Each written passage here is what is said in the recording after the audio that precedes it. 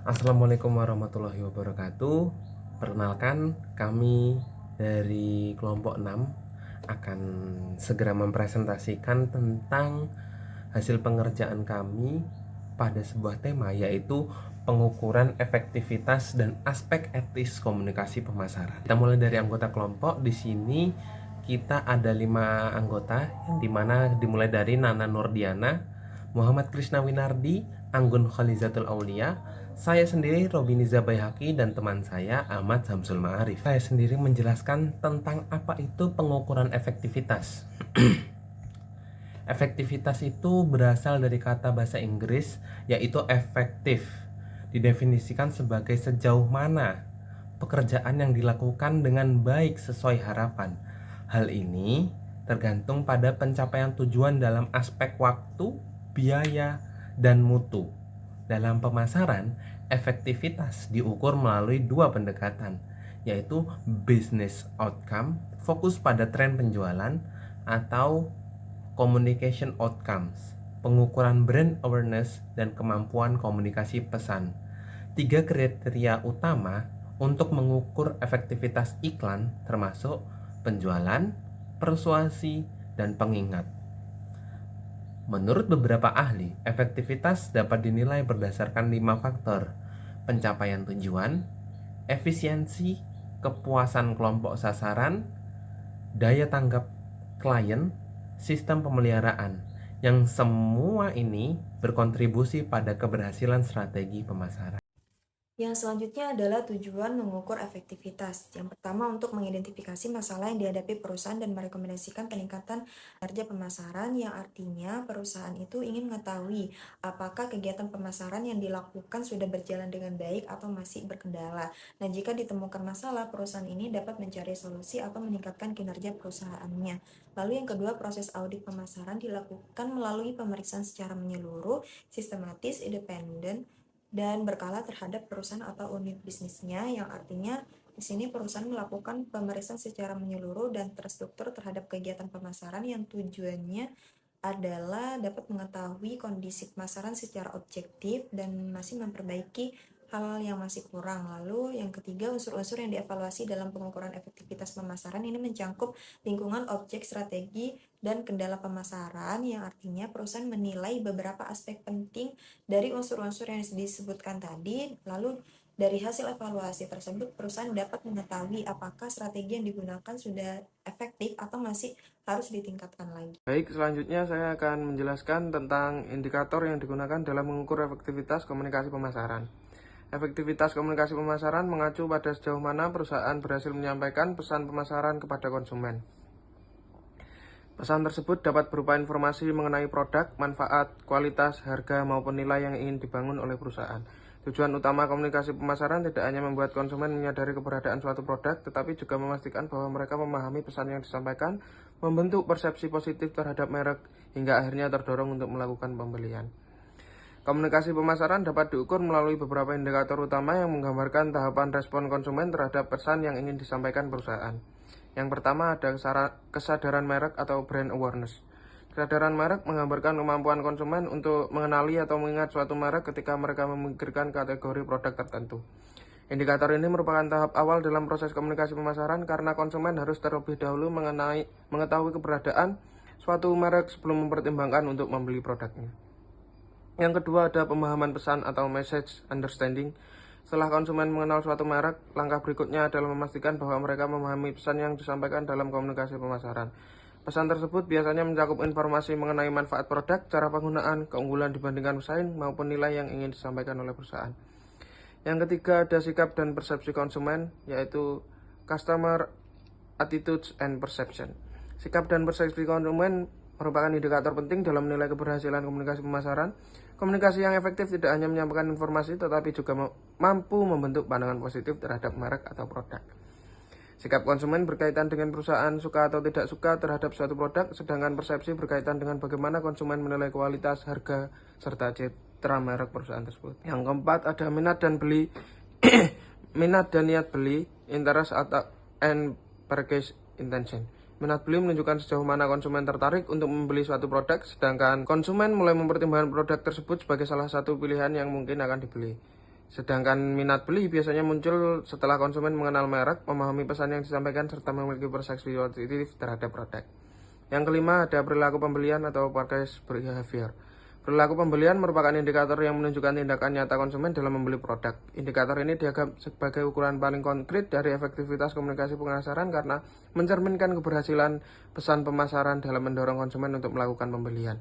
Selanjutnya adalah proses pengukuran efektivitas komunikasi pemasaran. Jadi di sini pengukuran efektivitas komunikasi pemasaran itu merupakan proses sistematis yang mana untuk menilai keberhasilan promosi dalam mencapai tujuannya. Jadi di sini pertama penetapan tujuan ada 3, yaitu kognitif.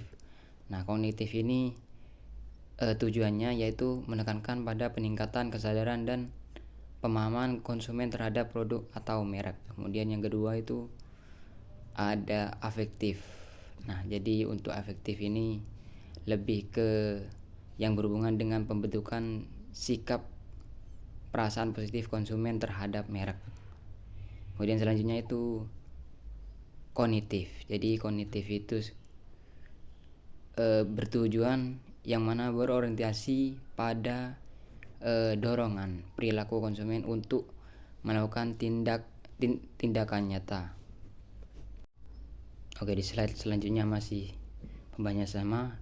Yang ketiga yaitu penetapan indikator. Jadi sini menetapkan indikator itu mengukur bagaimana keberhasilan melalui jangkauan, frekuensi, recall, serta perubahan sikap dan minat beli dari seorang konsumen.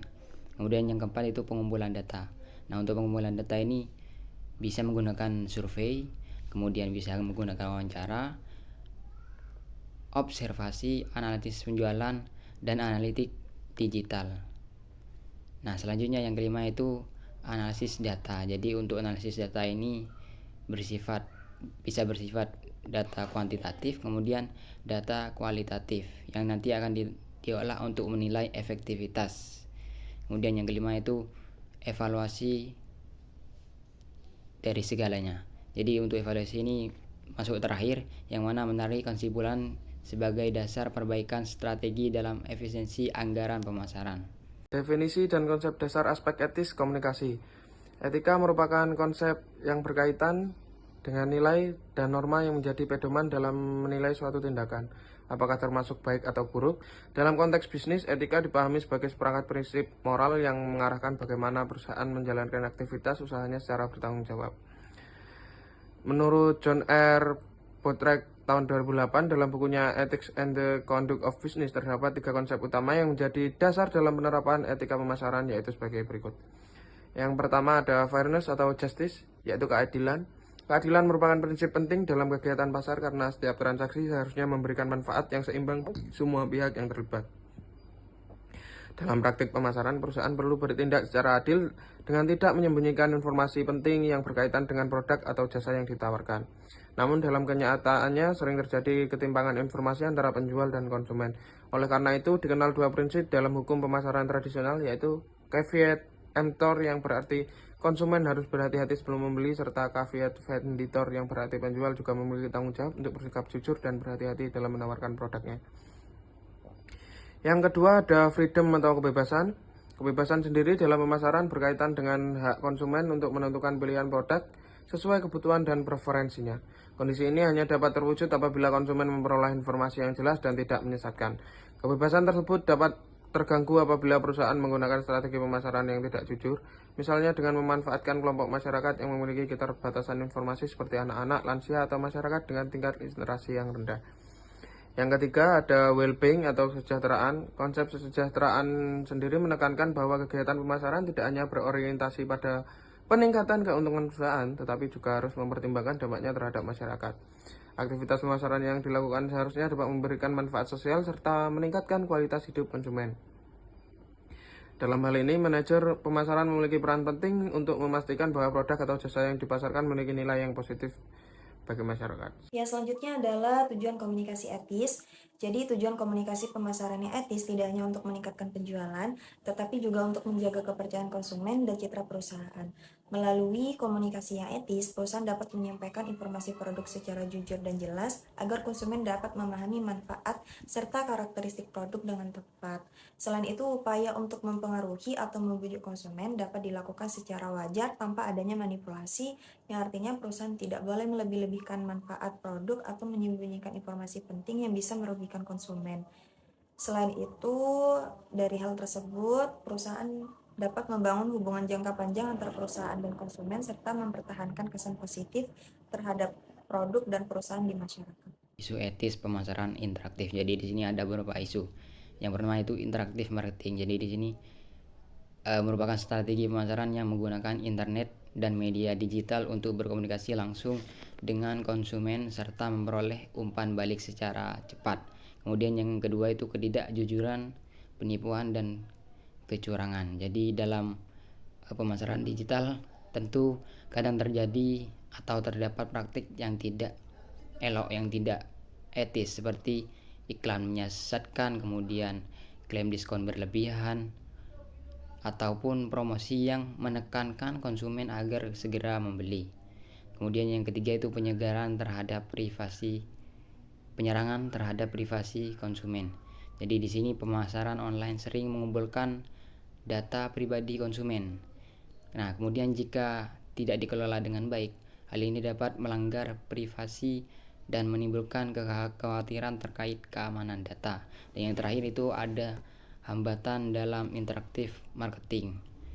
Nah, untuk hambatan di sini pemasaran online juga sering menghadapi kehambatan seperti rendahnya minat transaksi, kemudian banyaknya informasi di internet, serta kekhawatiran konsumen terhadap keamanan data. Aspek etika dalam komunikasi pemasaran. Jadi seperti yang kita ketahui, di situ menurut Kotler 2002, promosi itu merupakan aktivitas atau sebuah kegiatan perusahaan yang bertujuan untuk menginformasikan, menyampaikan keunggulan produk mereka kepada konsumen. Agar apa? Agar mereka tertarik untuk membelinya. Kemudian di situ ada beberapa aspek dalam etika dalam komunikasi pemasaran. Yang pertama itu kejujuran. Kedua itu ada menghormati konsumen, tidak mencemooh kompetitor. Jadi tentunya dalam dunia bisnis pasti ada yang namanya persaingan dan pesaing. Jadi dalam mempromosikan produk kita tentu harus tetap menggunakan unsur yang etis, tidak harus mencemooh kompetitor lain dalam promosi. Tantangan dan konsekuensi aspek etis. Dalam pemasaran modern, etika memiliki peran yang sangat penting dalam membangun hubungan yang sehat antara perusahaan dan konsumen. Komunikasi pemasaran tidak hanya bertujuan untuk mempromosikan produk atau jasa, tetapi juga memperhatikan kejujuran, transparansi, dan tanggung jawab terhadap masyarakat.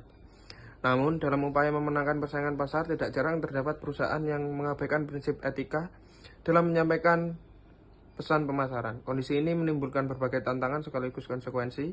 Berikut tantangan dan konsekuensi aspek etis dalam komunikasi pemasaran. Yang pertama ada penurunan kepercayaan konsumen. Ketika perusahaan menyampaikan informasi yang bersifat manipulatif atau menyesatkan, konsumen akan merasa dirugikan dan kehilangan kepercayaan terhadap perusahaan tersebut. Yang kedua ada krisis reputasi merek. Komunikasi pemasaran yang tidak etis dapat memicu krisis reputasi bagi perusahaan. Di era digital ini, masyarakat semakin kritis dan mudah menyebarkan informasi. Kesalahan dalam penyampaian pesan pemasaran dapat dengan cepat menjadi viral dan memperburuk citra perusahaan. Yang ketiga ada tuntutan hukum dan sanksi regulasi. Pengabaian etika dalam pemasaran juga berpotensi menimbulkan konsekuensi hukum. Banyak negara telah menetapkan berbagai peraturan terkait iklan dan komunikasi pemasaran seperti larangan iklan yang menyesatkan, perlindungan data pribadi konsumen, serta pembatasan iklan yang ditujukan kepada anak-anak. Yang keempat ada kehilangan daya saing di pasar. Persaingan bisnis saat ini tidak hanya ditentukan oleh kualitas produk, tetapi juga oleh integritas perusahaan dalam berkomunikasi dengan konsumennya. Konsumen modern cenderung memilih merek yang memiliki tanggung jawab sosial dan menjunjung tinggi nilai etika. Yang kelima ada menurunnya motivasi dan moral karyawan. Dalam praktik pemasaran yang tidak etis juga dapat mempengaruhi kondisi internal perusahaan.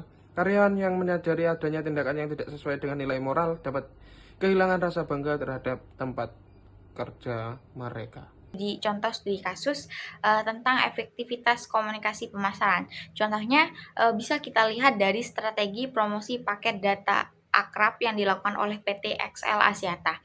Nah, dalam promosinya, perusahaan tersebut memanfaatkan berbagai saluran komunikasi seperti media digital, pesan teks, email, dan internet itu supaya informasi produknya itu bisa menjangkau lebih banyak konsumen.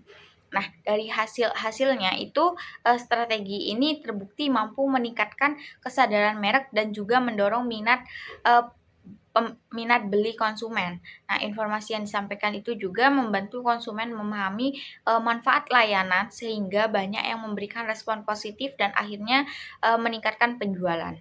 Namun, masih ada sebagian konsumen yang belum sepenuhnya paham detail produknya. Hal ini menunjukkan bahwa keberhasilan komunikasi pemasaran itu bukan hanya soal seberapa sering promosi itu dilakukan, tetapi juga seberapa jelas yang disampaikan kepada konsumen. Jadi kesimpulan dari studi kasus ini itu ialah pemilihan media promosi yang tepat dan penyampaian pesan yang jelas itu menjadi kunci utama agar komunikasi pemasaran itu bisa berjalan lebih efektif. Baik, selanjutnya ada kesimpulannya dari pembahasan yang sudah kami jelaskan dapat disimpulkan beberapa hal. Yang pertama itu pengukuran efektivitas komunikasi pemasaran penting dilakukan untuk mengetahui sejauh mana sih pesan pemasaran itu mampu dipahami oleh konsumen serta mempengaruhi sikap dan keputusan pembelian. Nah, efektivitas ini dapat dilihat melalui beberapa indikator seperti kesadaran merek, pemahaman pesan, minat beli, perilaku pembelian dan loyalitas pelanggan. Yang kedua ada aspek etis. Nah, dalam komunikasi pemasaran perlu diterapkan agar kegiatan promosi itu dilakukan secara jujur, transparan, dan tidak menyesatkan konsumen. Dengan menerapkan etika dalam pemasaran dapat meningkatkan kepercayaan konsumen serta menjaga reputasi perusahaan dalam jangka panjang sendiri. Dan yang terakhir ada keseimbangan antar efektivitas dan etika itu menjadi kunci keberhasilan komunikasi pemasaran sendiri.